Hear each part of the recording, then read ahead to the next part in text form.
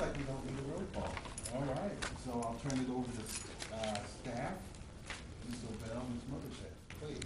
Thank you very much, Mr. Mayor. Tonight, we are going to be updating the council, which has been a request for some time on affordable housing issues. And it's kind of a broad topic because all of the various items that the mayor and the vice mayor have both raised as topics under the affordable housing umbrella really comprise a number of different topics and projects in the city. So we've been working over the last several weeks to try and consolidate as much information as we can and hit all of the key points that have been requested around affordable housing, compliance issues, funding issues, and the like. So Ms. Zobel is going to start the presentation. She has a pretty detailed presentation, and because labor negotiations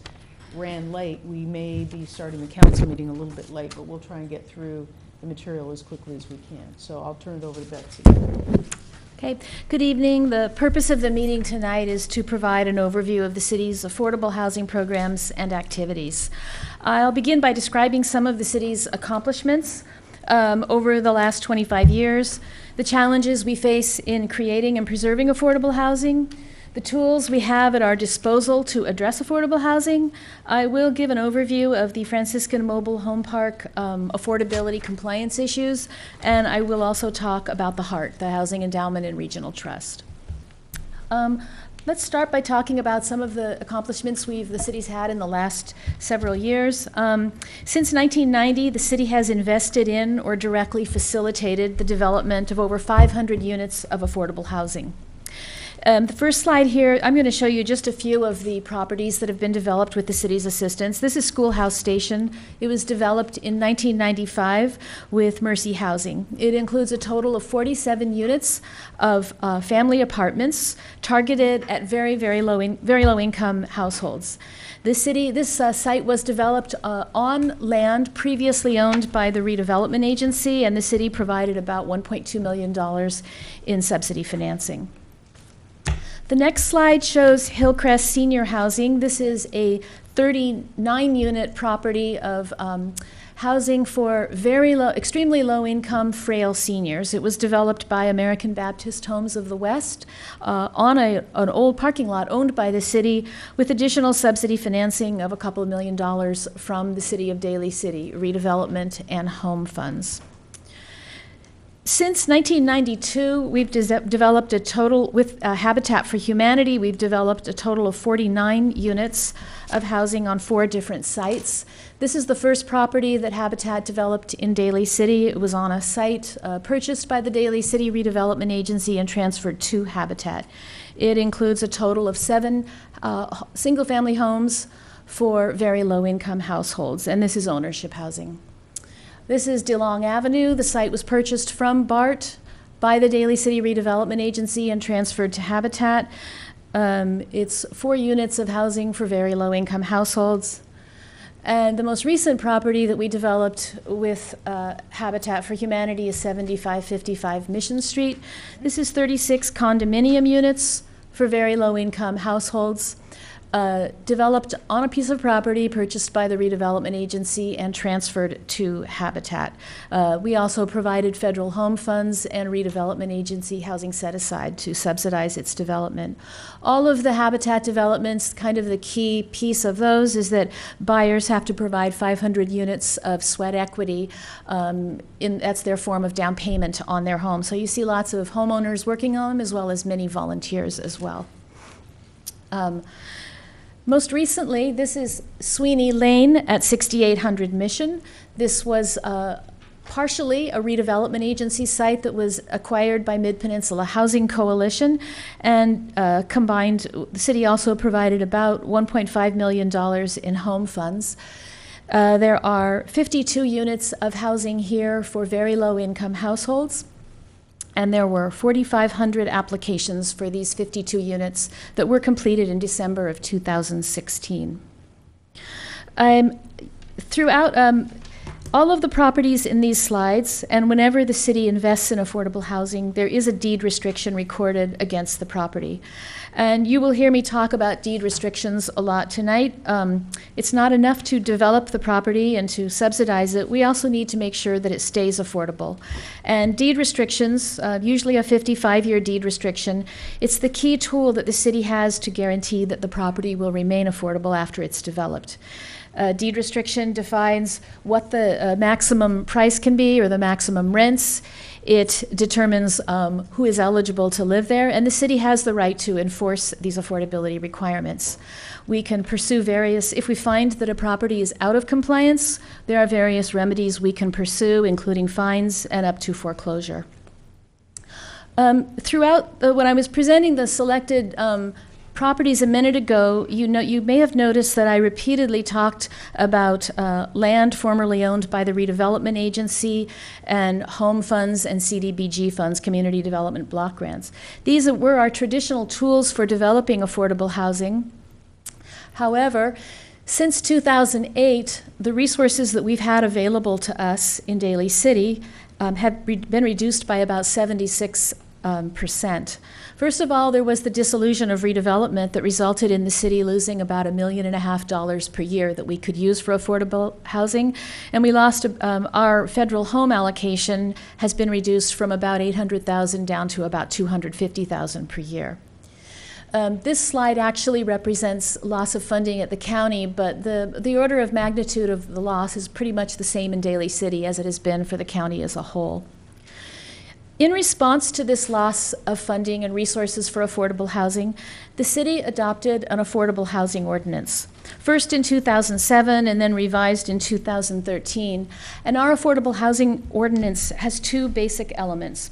First, developers of market rate housing are now required to set aside 20% of the units for households with incomes that are called moderate. And we have developed some draft BMR program guidelines that they kind of define how we will implement that ordinance. The guidelines describe how the below market price will be calculated, who is eligible to purchase a BMR, how buyers will be selected, and what restrictions there are on the resale price, how the affordability will be preserved. The other major element of our ordinance applies to rental housing. Developers of market rate rental housing are required to pay the city affordable housing impact fee, which ranges from $14 to $25 per square foot. These funds must be paid as a condition of building permit, and they are deposited into the city's housing trust fund and used to develop new affordable housing. In order to utilize our Housing Trust Fund, we've developed a Housing Trust Fund spending plan. It's the implementing guidelines for our trust fund, and it describes developments that are eligible to apply for trust fund, what the rents will be, who is eligible to live in the developments, and a variety of other items. We have reviewed the Housing Trust Fund spending plan with the Affordable Housing Committee a little over a year ago, and we do look forward to a thorough review of the PMR program guidelines for ownership housing and the Housing Trust Fund spending plan with the Affordable Housing Committee. I'll show you just one example of a property that's been developed pursuant to our affordable housing ordinance. This is Crestview Estates, one of the houses in Crestview Estates. This is 80 market rate homes that were developed on the former Christopher Columbus School site. The property— I didn't realize that was the name. The property included 12 BMR units, and the developer also made a contribution to the Housing Trust Fund. We had the market price for these units was $1.4 million. The below market rate units sold for $470,000. We had 526 applications for 12 units. Another example are the units developed by KB Homes at Wellington Heights and Garden Valley. Here we had 11 BMR units, and we had 361 applications for those units.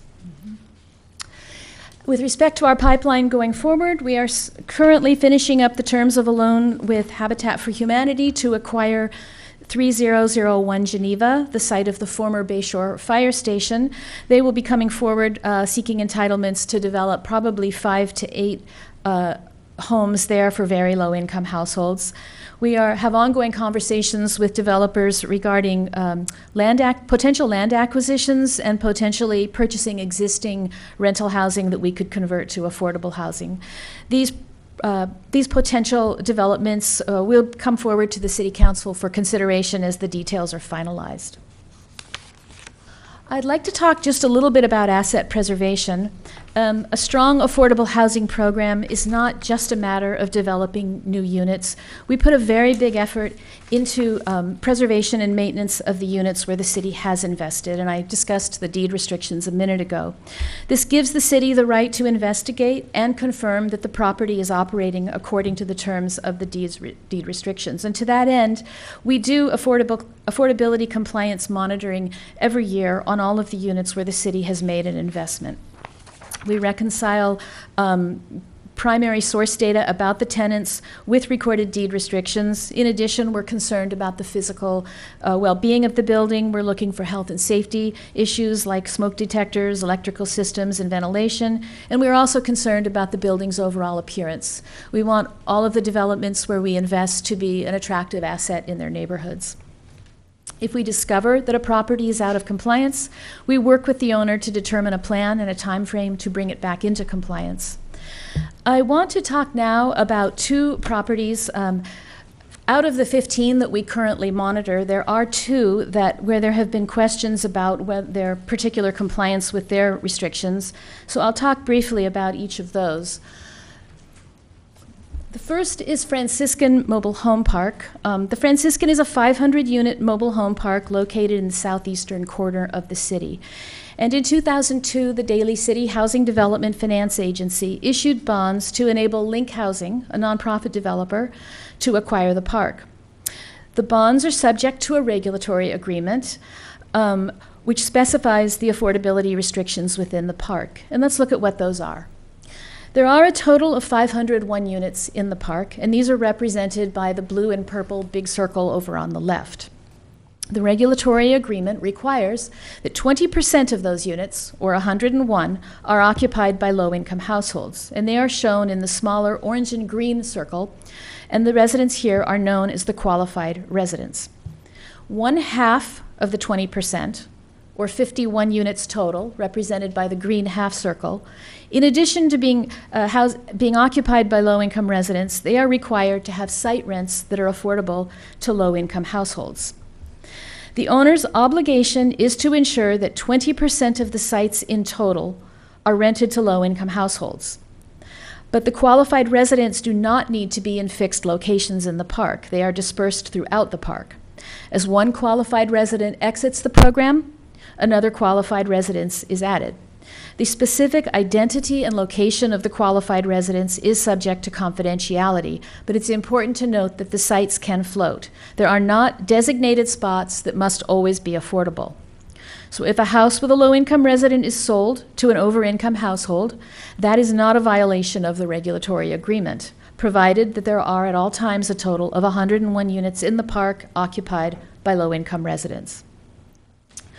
The next slide shows what low income means and what the allowable maximum rent is. Currently, for 2017, the definition of a low-income household for a household of 3 is $59,250. And going through the typical calculation, the maximum allowable rent for those sites that have restricted rents is $1,481. The income limit and the rent calculation is not set by the city, and it's not set by Link. It's defined in the regulatory agreement based on numbers produced by the federal government. I want to go back just for a second and talk about the 400 units that are represented in blue here. These sites here are not subject to any income or rent restriction. This is market rate housing. It's like any other residential real estate in Daly City. The owner can charge whatever the market will bear, and they have no obligation to limit the rents there. There has been ongoing discussion about whether Link is operating in compliance with the affordability restriction. And so I want to go through some of the calculations and how we confirm that they are in compliance. Each quarter or each year, Link obtains income and household size data from the 101 qualified residents, and they transmit this raw data in tabular form to the oversight agent. The oversight agent is an outside third party, currently Wolf Company, who reviews the data, confirms that the listed residents have qualifying incomes, and then they prepare a summary report that looks like this. This is sent to the bondholders and to the city and confirms whether or not the park is in compliance. Several months ago at a prior study session, the council directed staff to look at the primary source data that is utilized by the oversight agent to confirm the project's compliance. And based on this direction, we requested primary source data from the owner, Link, which was a list of tenants by address with their incomes and current rents. We examined several pages of data that looked like this. In the data that we looked at, the names and addresses were included. They've been redacted here for confidentiality reasons. But in our examination of this data, we found that indeed the correct number of qualifying units exists at the park, and that the tabulated summary reports submitted by the oversight agent are a correct representation, and that the project is in compliance. Since Link became owner of the park, it has not been out of compliance with the regulatory agreement. If it were found to be out of compliance, the bondholders would be notified, and the owner would be subject to significant financial penalties. I would actually also like to point out that it's not just the 51 units that have affordable rents at Franciscan. Actually, site rents for the entire park are set voluntarily at a price that is affordable to low-income households. That is, Link made a policy decision several years ago that the entire park would have site rents that are affordable to households with incomes at 50% of median. Right now, 50% of the maximum allowable rent would be $1,481 a month. In fact, the highest rent anyone in the park is currently paying is $1,281, about $200 less than what's allowed under the maximum. The average site in the park is $1,144, or more than $300 less than what's allowed under the deed restriction. This slide shows a history of rent increases at Franciscan. Another issue that has come up in previous meetings is the hardship faced by many park residents who cannot afford the current rents, even at the voluntarily reduced levels. As I described earlier, rents in the park are set at a level considered affordable to very low-income households. That's a rent that's affordable where the household income for three is $59,250. Well, there are many residents in the park who have incomes considerably lower than that. There are many residents with incomes at $25,000 per year and even less. A restricted rent, even at $1,000 a month, is not affordable to these households. Unfortunately, when you hear the word affordable housing, it doesn't mean affordable to everyone. It means rents that are restricted to a particular level, depending on the funding source and depending on the deed restriction. And this is true by affordable housing. This is true for affordable housing developments operated by nonprofits all over Daly City, the county, and the state. A development might have rents that are 1/2 of what could be charged at a comparable market rate development, but that doesn't mean that everyone can afford it. To ask Link to drop rents to a level where every single resident is paying what they can specifically afford would create a shortfall in Link's operations. Link does need to make bond payments and absorb the costs of park operations, and they cannot reduce rents for one household without increasing it for another. The City of Daly City does not own the park. Franciscan Mobile Home Park is different from other affordable housing developments in that we have not made a direct financial investment in the project. The city does not own it. Our engagement is limited to ensuring that a particular regulatory agreement is complied with. And if the city would like to have the Affordable Housing Committee look at Franciscan issues in more detail, or perhaps arrange for another study session committed completely to the Franciscan, we could certainly have the owner, Link Housing, and the oversight agent here to describe any of the issues that I wasn't able to cover tonight. I wanted to discuss one other affordable housing property in Daly City, Peninsula Del Rey. It's a 208-unit senior living facility. It's located at 165 Pierce, and pursuant to the conditions of approval for the property, the developer entered into a deed restriction which required that 32 units be made affordable to households with incomes at or below 50% of the area median. That document was the result of over a year of negotiations with the owner, who strongly resisted the provision of any affordable units. The affordability restriction allows for rent increases based on changes in the median household income published by HUD. For 2016, the HUD income limits increased 6%, and in 2017, they increased by 7%. The slide in front of you shows rent increases at Peninsula Del Rey since 2014, and they are some pretty steep increases, but they are allowed under the deed restriction. We understand that the Peninsula Del Rey owner raised rents by a lesser amount, specifically 3% for the market rate units.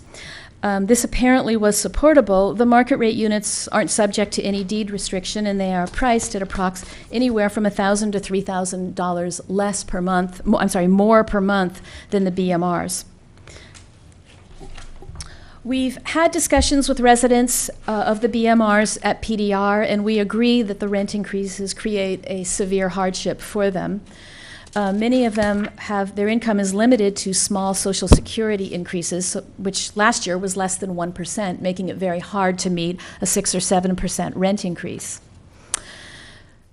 That doesn't mean, however, that the owner is out of compliance. It is unusual for for-profit senior housing owners to include below market rate units within their properties, particularly with deep income targeting as we have at Peninsula Del Rey.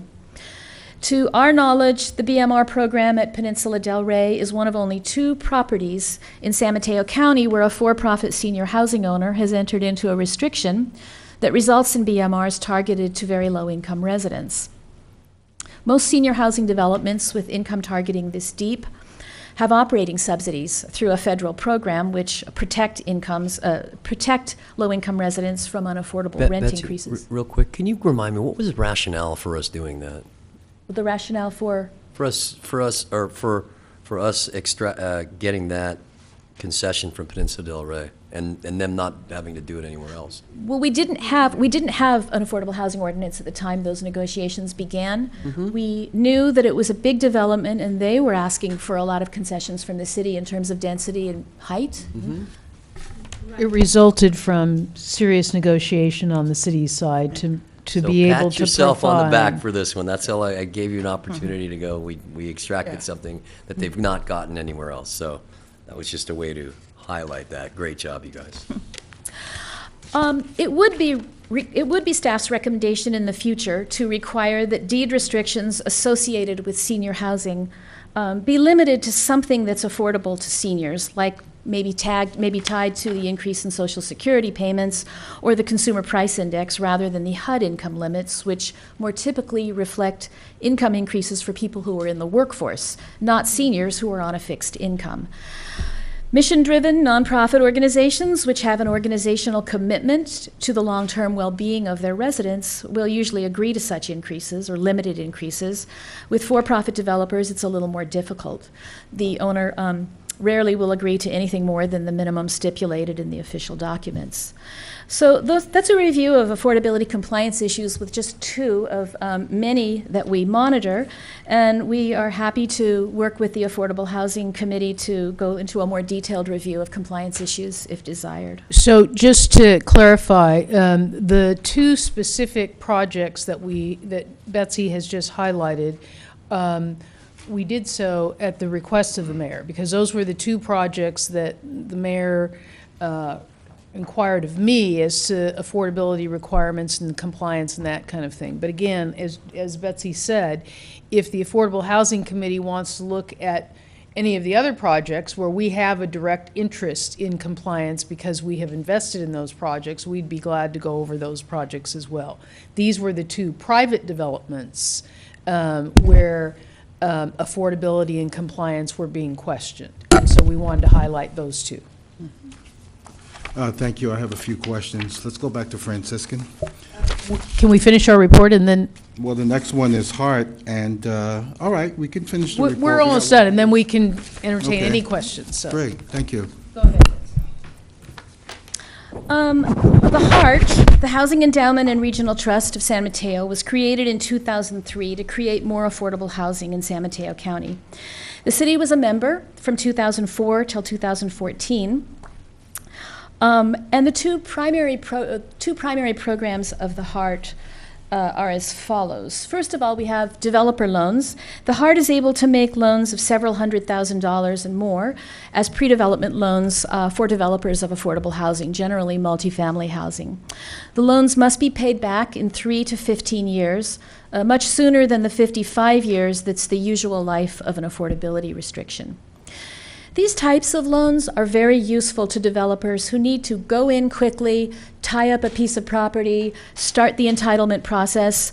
They need to get to work before they can get the more traditional long-term permanent financing. In Daly City, the need for HART's developer loans is not clear. We have housing trust fund resources that we can provide on a very quick, flexible basis to a developer who needs that first-in money in order to tie up property. What we really need in Daly City is more long-term financing that would enable our housing trust funds to go further. HART's developer loan program might be duplicative with what we already have in Daly City. The other important program that HART offers is a first-time homebuyer loan program. And homebuyer loans who get their first mortgage with Mara West Mortgage can get a down payment loan of up to $117,000 through the HART. And this is very helpful in making homeownership possible and financially feasible in a county as expensive as San Mateo County. Last year, the HART made 7 down payment assistance loans in San Mateo County. When Daly City was a member of the HART, there were no down payment assistance loans closed in Daly City during those 10 years. HART is currently reevaluating their homebuyer loan program, possibly working with other mortgage lenders, possibly offering a revised program that would have broader applicability and offer more assistance in a city like Daly City. The cost of membership, if Daly City were to join, would be approximately $37,000 a year. And the issue of HART membership involves a discussion of how the city would pay the membership fee, what the impact of paying that fee might be on other programs and activities versus the overall benefit to the city and its residents of being a member, becoming a member again. And we are seeking direction from the council on how to proceed with consideration of HART membership. So the council may remember at the time that we discontinued our membership that one of the things that was highlighted at the time was the fact that there had been 0 first-time homeowner loans made. And over the period of time that we invested a pretty substantial amount of money, because membership is based on population. And that's the reason why HART always wanted Daly City involved, because we pay more than anyone else. But we hadn't received any benefits. And that's the reason that the council at that time said, this doesn't make sense when we have housing staff led by Ms. Zobel, who's been working on a number of affordable projects in the city, is helping people to become homeowners through the habitat projects and different means that we have had available, and that we have also been able to bring to bear the housing trust funds to help projects that benefit a number of people here in Daly City. So that was the rationale at the time that the council elected to forego membership. A lot of what HART would like to do and was the vision from the very beginning has not yet been realized. And in fact, I met with the staff just recently with the new executive director of HART, who acknowledged that a number of the programs that had been envisioned initially when HART was created have never come to bear. And so they're trying to re-examine what are the kinds of things that HART may be able to do going forward.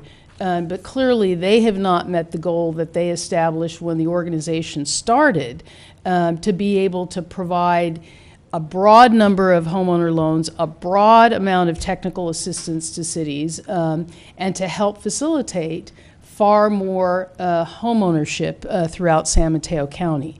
And so at this point in time, I mean, we certainly are open to whatever discussion the council wants to have about it, but we still have not seen any demonstrated long-term results from that we would benefit from if we were to reinstate our membership.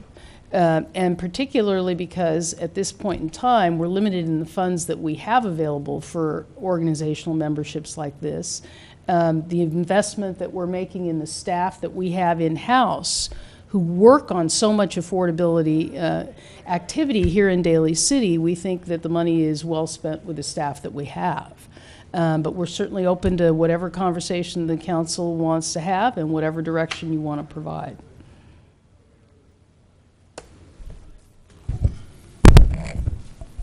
And that concludes our report. You want to Thank talk you about so home mu- for all? Thank you. Is there any comments from council? Mr. Mayor, I do have some ma'am. comments. I'm actually going to go the reverse way and start out with the heart question. You said that there was no one that took advantage of the first-time home buyer loans, and was that through the period of 2004 to 2014? Yes, during the entire period that we were a member, we didn't have any loans that were made. Okay. And what was the outreach mechanism of Heart to? Well, I can't really tell you all the details. We're not Hart. They had their own staff, and they have their own executive director. So whatever means that they used, I don't know, Betsy, can you speak to some I of that? can't. I can get you that. I don't remember. I wasn't involved in it, and I don't remember it being. I don't exactly remember. We didn't staff any of that activity. We just paid Hart to do it. And I have another question that's, so with this first-time home buyer loan, for instance, if, our programs provide below market rate ownership, right? Can those two be coupled? Can someone that wants to purchase a BMR utilize a first-time home buyer loan with Heart? Potentially. I know we're not part of it, but that's if we were. I think so. Yeah. Okay. I might also add that in talking about the kinds of activity that Hart potentially can offer down the line, or if we became a member, or that they will be able to expand upon to their own membership to make available, we've also talked about working with financing agencies to be able to construct a first-time homeowner loan program as well. I mean, there are different ways that it could be done. It doesn't have to be done through Hart. We could do it locally to benefit Daly City residents. Yeah, well, I think whether it's through Heart or you're saying we can potentially create some sort of first-time home buyer for Daly City. I think it's important, especially through our housing crisis. If we were able to provide below market rate home ownership opportunities, then that stabilizes families in Daly City.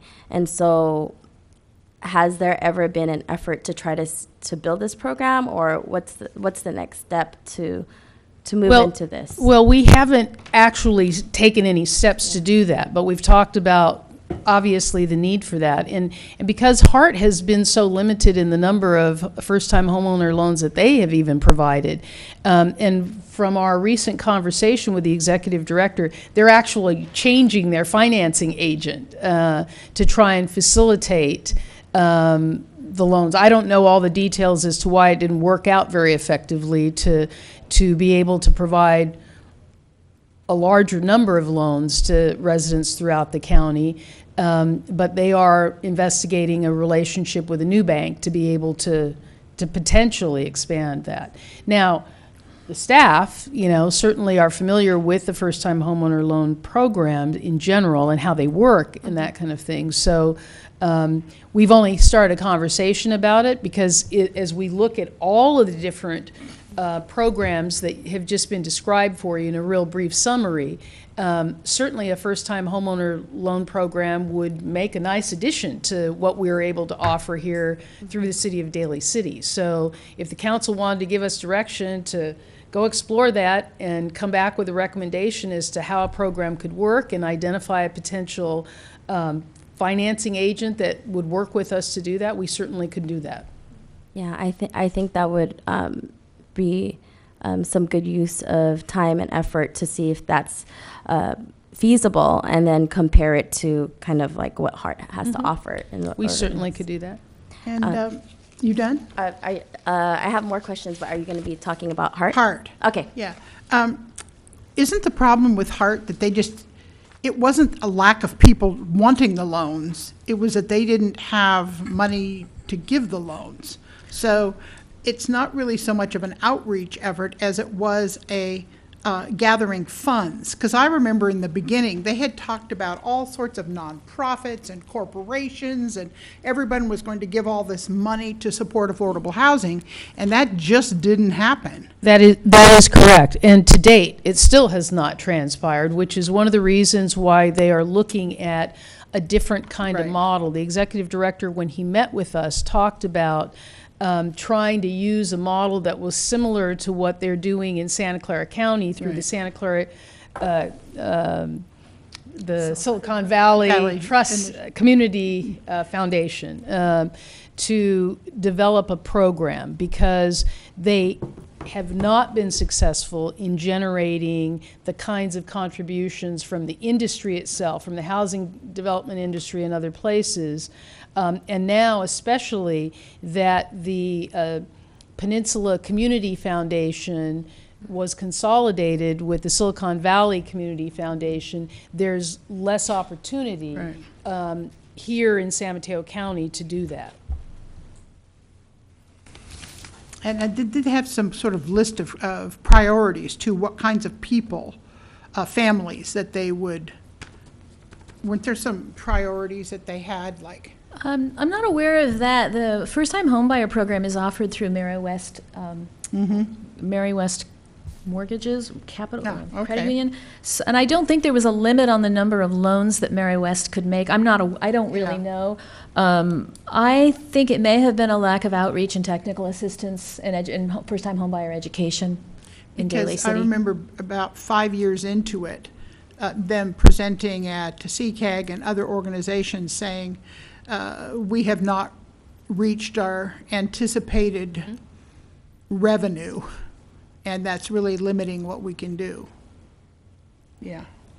Well, and I think there are a variety of issues that go along with a first-time homebuyer loan program, because it's one thing to help to identify potential applicants to assist with a first-time homebuyer loan that will help them if they can purchase a home. But then they have to have the income to be able to make the mortgage payments, pay the insurance, pay property taxes, everything else that goes along with being a first-time homeowner. And so the two don't always align perfectly to make the number of eligible individuals in this county, especially because of the price of housing, Yeah. fit just right.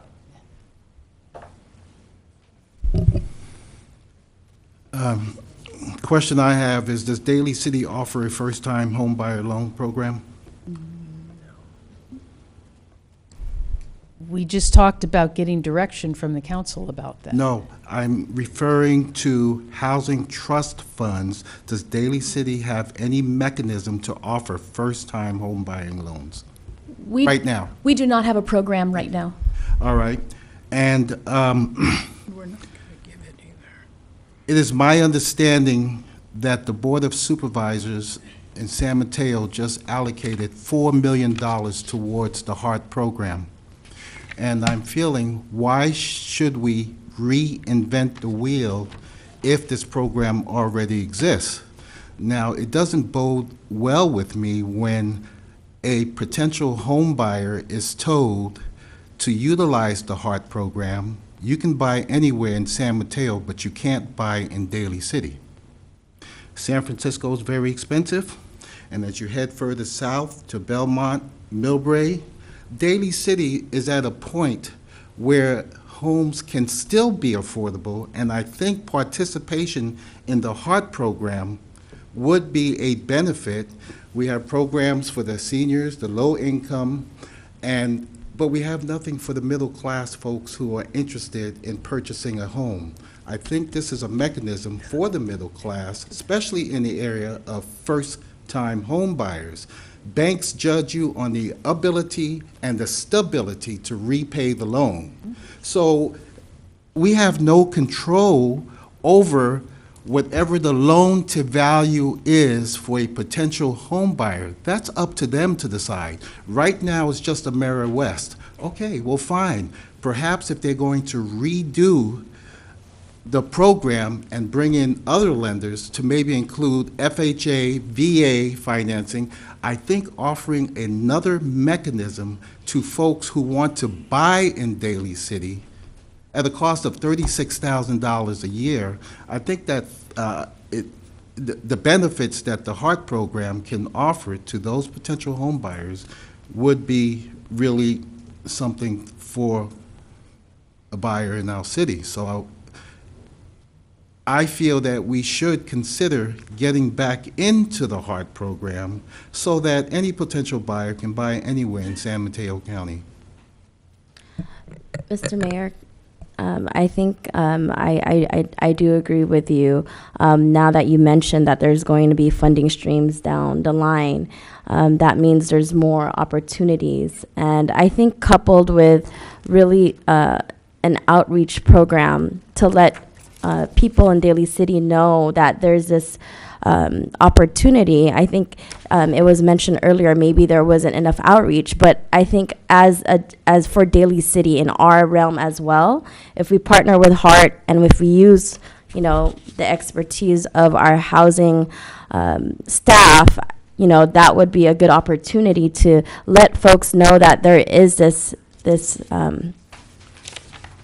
opportunity for them to purchase. And you're right. We're right next to San Francisco. We still have actually some, if they want to purchase in Daly City. And also, I feel like if, it was mentioned earlier, they can use it for the below market rate ownership. And I think that would, if we can create a program around that, if we have the loan and, we have the units, because we need to package that together, really do an extensive, robust outreach program.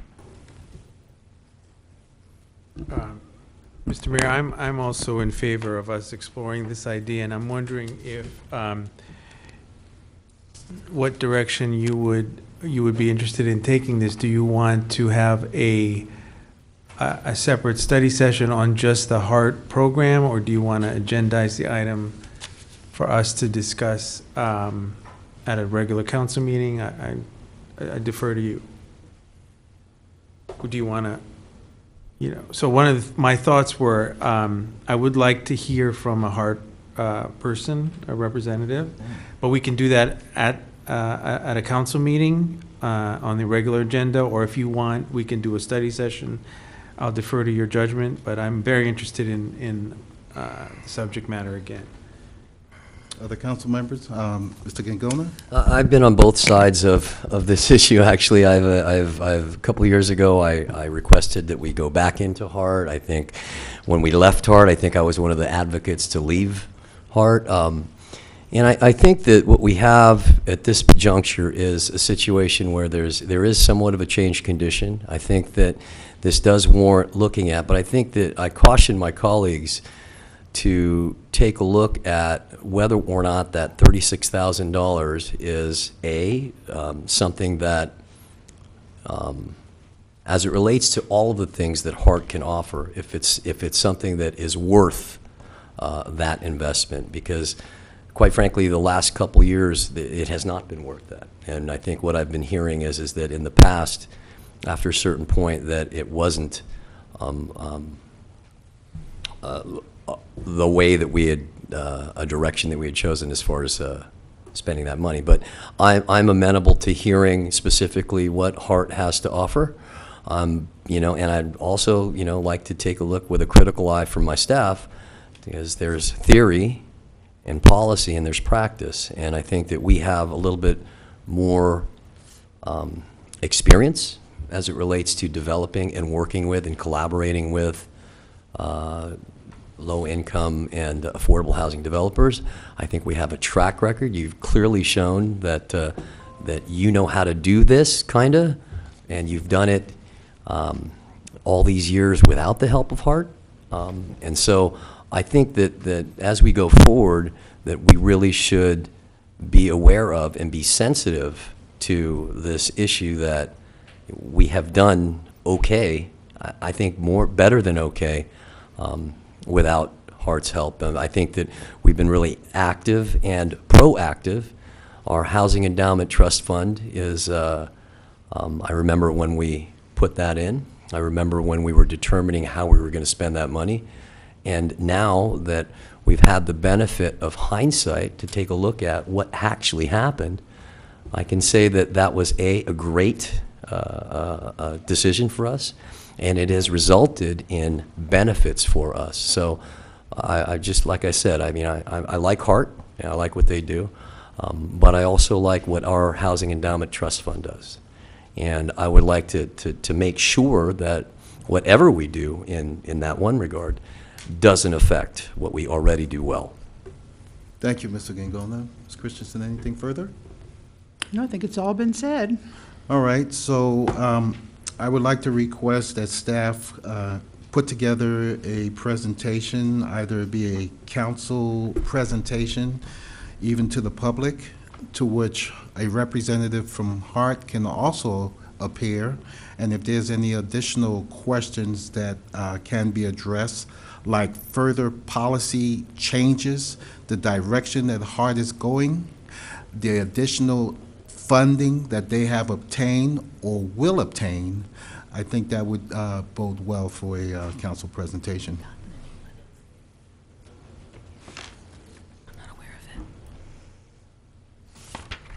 Okay, I believe, Vice Mayor, you were working backwards. I think it was a good idea because I still have something on as well, so I'll let you proceed first. Thank you, Mr. Mayor. So moving on to Peninsula Del Rey, thank you for that presentation and learning that there's not a lot of senior developments that do below market rate. I just have a question, I guess, moving forward, if we were to have any market rate senior facilities in the future, we've learned a lesson around making sure that, you know, these below market rate units, especially with seniors on a fixed income, it doesn't make sense that the increase goes up. I mean, that's just, you know, disheartening because they are on a fixed income. If there's some way we can make sure in the future, I don't know if it's a policy or we don't know if there's going to be any more senior facilities coming down the line, but we need to be very, very mindful about this. One of the differences, and it doesn't necessarily justify the level of increase in the rentals for BMRs, but Peninsula Del Rey probably offers more amenities than any other development that we have in Daly cities. And while the tenants in the BMR units have access to a majority of those services, not all of them, because some it really is based on having to pay for additional services, but they do get quite a few amenities by living in that development that they would not get anywhere else in any other senior development or other housing development here that was affordable for people at that level. So, you know, they're paying more, they're getting more, but there comes a point that even though they're getting more, it's still exceeding their ability to pay, given their limited incomes. Yeah, thank you, Ms. Martell. I understand that it is a different facility. I'm just thinking around, you know, just a matter of fact that they're on a fixed income, and you know they are fortunate to be living in those BMR units, and they are getting amenities that they may not have at another facility. But just, you know, hearing their stories and whether, you know, a senior is going to be put out of our home is something that, you know, I'm foreseeing in the future that we have to look into some policy to make sure that doesn't happen. Mm-hmm. Thank you, Vice Mayor. My concern about Peninsula Del Rey is a constituent wrote to me who is in one of these BMR units, and he stated that his rent went up 6%, as opposed to somebody who is not in a BMR unit, their rent went up 3%. So that was the impetus for wanting to get information. I appreciate staff, as was recommended, that later on in the future, we'll also consider, what the Social Security is. Because as we get to Franciscan, I think that's where a bulk of our problem is. Some folks are on fixed income from Social Security, and they're being forced out of their units. So thank you so much for this information, and hopefully they will do the best that they can, but I really feel for them as well. Thank you so much. Okay, Vice Mayor, anything else? Anybody else? Because I'm going to get to Franciscan next. Did you have anything on the Franciscan? Oh, on the Franciscan. We're working backwards. Yes, I do. I Oh. think there was a question from staff that said if we would want to have Link be present. I think having a study session, if everyone agrees to have them come and present, it would be useful. I'd like to hear from them, and that's what I was going to request, Mr. Mayor. Thank you, Vice Mayor. All right, Mike, my thoughts on the Franciscan. You made mention that the properties are not fixed. In other words, it floats throughout the development. How often do we check for compliance? I heard every quarter that we check? We For- receive a compliance report every quarter. Every quarter, okay, thank you. And Daly City has no involvement in regards to the rent increase at the Franciscan? The rent increases for the market rate units the Daly City has no involvement in that at all. For the 51 units that have restricted rent, that is defined by the regulatory agreement and is tied to HUD indices. Okay. It is my understanding that someone for Daly City is on the board at Link Housing who makes decisions on the rent increase? Would that be you, Ms. Obel? I am a member of the Franciscan Housing Corporation. I am one of 7 members. The rent increases are based on HUD income limits that are generated every year by HUD and verified by the oversight agent, Wolf Company. Link doesn't really make any decisions about the rent. I'm sorry, the rent increases for the market rate units, yes, Link makes those. But for the the 51 rent restricted units, those are generated by HUD and the existing regulatory agreement. All right, so I think this is a problem that we're having. You have folks who are on fixed income, Social Security, but it far exceeds what they're getting, and I think that's the problem we're having. When I have constituents that come in from the Franciscan and say that maybe someone in a low BMR has lost their place, then that place is immediately sold to bring in a higher rent, like say a new mobile home, to which is sold for much more money. So if the places are floating, if that was previously a low-income resident, it's just based on, I'm hearing it's just residents. It's not the actual parcel or the piece of Right, property. it's not the site, the That's what I'm actual hearing. site. Yep. So if a lot of new mobile homes come in, just as long as we maintain the compliance of 101 units that are below market. Correct. Yeah. Got And- it. Yeah. Got And it. one of the things, when you look back at this page that shows how much all the Right, different right. things are, everyone in the entire park is actually getting the benefit of a rent even lower Okay. than what HUD allows. Now, that 1,281, if you're only making $750 a month, it is way too much for you. And that's a real tragedy. But that's what the government says can be charged, and that's the 1,481, and they're already cutting it 200. by $200 to make people's lives a little easier. I think there's a lot of anger there and a lot of confusion, but that is the world of poverty. When people are in that kind of situation where they don't have enough money to cover medicine and food and a roof over their head. Thank you, Ms. Real hard. We don't know what, I mean, we can't do anything about it, Well, but Thank you, Ms. we Christensen. empathize. Well, as Vice Mayor, we heard one side of the story, and I believe this item should be agendized for folks to come in from Franciscan, as they've done before. There's other issues involved with the Franciscan, and that's the bond refinancing. Hopefully, they can bring things lower. What we have here that's presented to us is actual factual data, as Councilmember Christensen said, that they're actually below. Yeah. So, But like I said, it doesn't help if you can't pay it. right. So if we can agendize that item for a future council meeting, then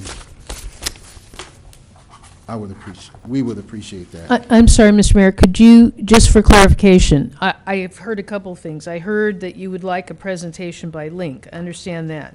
But as far as the follow-up presentation at a council meeting that we can certainly schedule, what is the topic you want us to cover? Well, and I'll defer to my colleagues here on the council, I'm satisfied with the information that has been presented to us at this present time, but I feel that we've heard from staff and the city. We have not heard from Link Housing to substantiate this information, and also to provide the members of the Franciscan a mechanism to voice their concerns also. I mean, I had no idea that we would be discussing Franciscan today, and I wish that there were members in the audience who were part of Franciscan to know that this was coming up. I can't answer all the questions that they may have. I understand that, Mr. Mayor, but as I said in my initial comment, Yes, you've asked me a variety of Okay. questions about affordable housing that related to all the different topics we covered tonight, and Franciscan was one of them, but there were others, Peninsula Del Rey and all the other housing developments, compliance and all that. So we weren't targeting this specifically as a study session on the Franciscan Mobile Home Park. all right. That wasn't the intent. It was just to deal with the broader umbrella of affordable housing in Daly City. Context of Yeah. affordable housing. Okay. Yeah, but, so Okay. if you're wanting a specific future study session on Franciscan Mobile Home Park, I'm just wanting to understand what specifically you would like us to focus on, so that as I work with the staff View to, of to this. All right. prepare a They've heard it presentation, twice already. we know exactly what it is that you want us to be providing you with more details about. Thank you, Ms. Martell.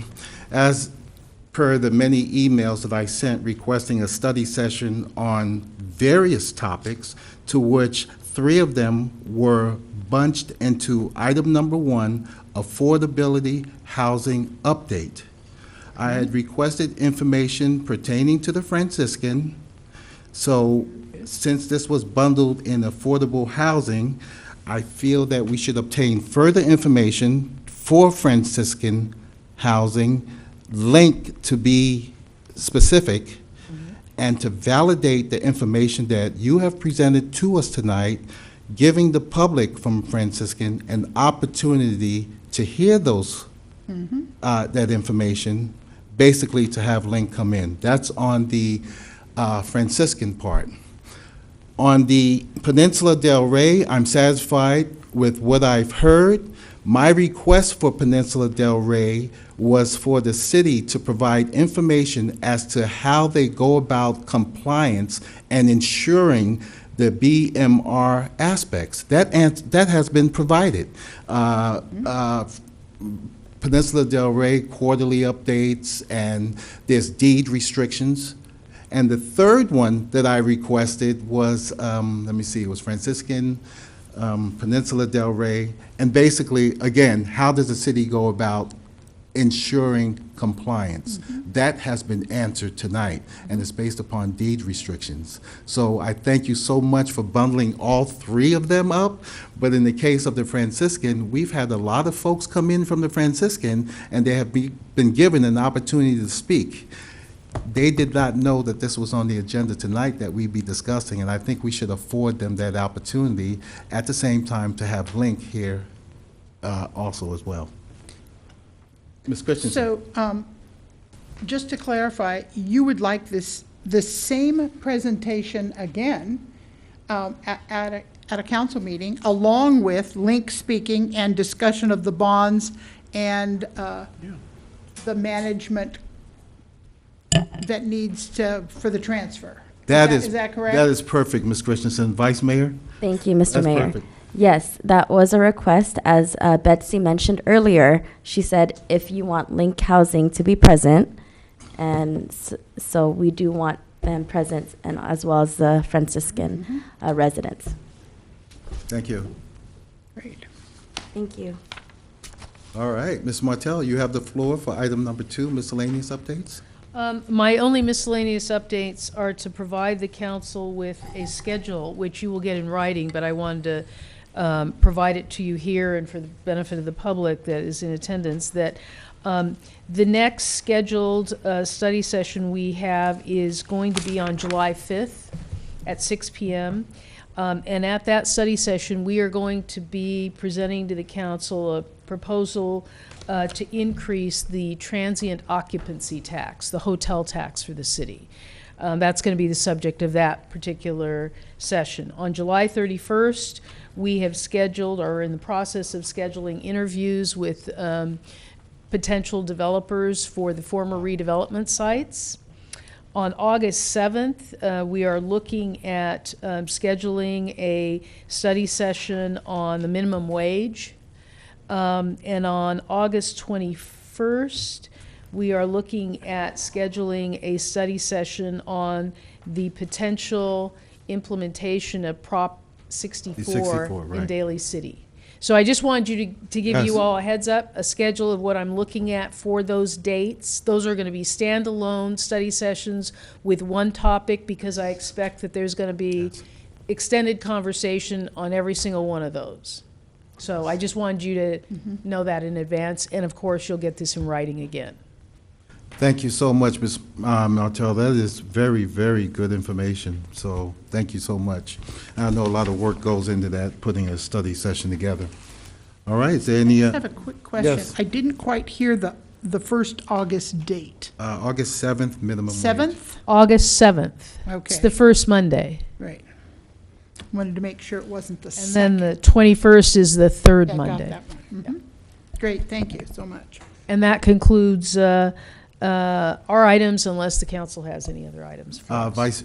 Thank you, Ms. Martell. Vice Mayor? Thank you for that, Ms. Martell. I do have a request, and since we're talking about affordable housing, I know Ms. Christensen is on the committee with me. I'd like to please schedule some time and find some time with her and I so that we can look over. I'm really interested at looking at the BMR program guidelines.